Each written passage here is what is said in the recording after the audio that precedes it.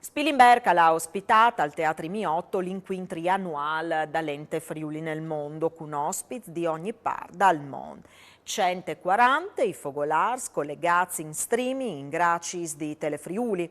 La celebrazione ha coinciduto col centenario delle scuole mosaichiste dal Friuli, tanto che sul palco si sono alternati momenti dedicati a storie di migrazione e che dedicati a storie dal mosaico.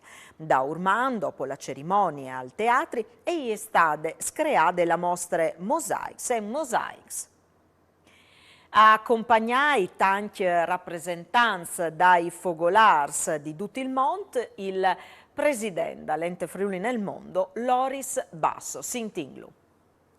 La convegna è un punto importante per Ciatassi. Dopo 2 anni che non abbiamo potuto farlo in presenza, chi sta in Ciatinca a Spilimberg, un'occasione importante che ci dà la scuola mosaicisti dal Friuli, ringrazio il suo presidente Lovison, per i 100 anni di storia di queste scuole che rappresenta l'emigrazione dei nostri artigiani, hommes e femmine, pleni di volontà, di voi e di fa che sono emigrati, quindi non solo scampellins, terrazziers, mosaicisti, ma sono anche marangoni, elettriceschi che hanno costruito chasis e grattacelos. Qui viene proprio chi dal Canada, no? Che ieri abbiamo avuto il modo di incontrare in occasione dai 40 anni, da prima volta che loro sono venuti in talor convegni dai furlans emigrati in Canada, lì che viene restituito, restaurato il totem alla città di Udine. Quindi ringrazio il Comune di Udine, la Fondazione Friuli, Confartigianato, Confindustria che ogni anno nos sostengono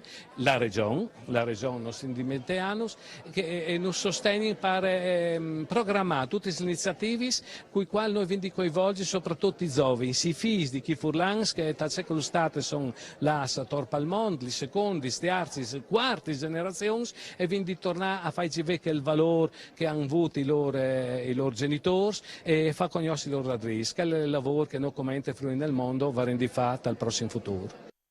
E allora sentiamo anche il sindaco di Spilimberg, Enrico Sarcinelli.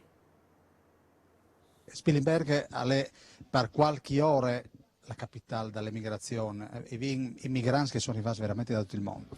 Da tutto il mondo, un grande onore, un bienvenuto a loro, che stanno insomma anche in occasione del centenario della scuola di mosaico di Spilimberg, questo evento dell'ente Friuli nel mondo, i nostri fogolars in tutto il mondo attorno al nostro Friuli come tanti in fa sono giù. Alla stessa maniera i nostri mosaicisti sono giù al mondo una volta, adesso dall'estero vengono in Friuli che a Spilimberg a imparare questa grande arte e poi attorno a portarla al loro paese, una gran metafora di cui si sono orgogliosi.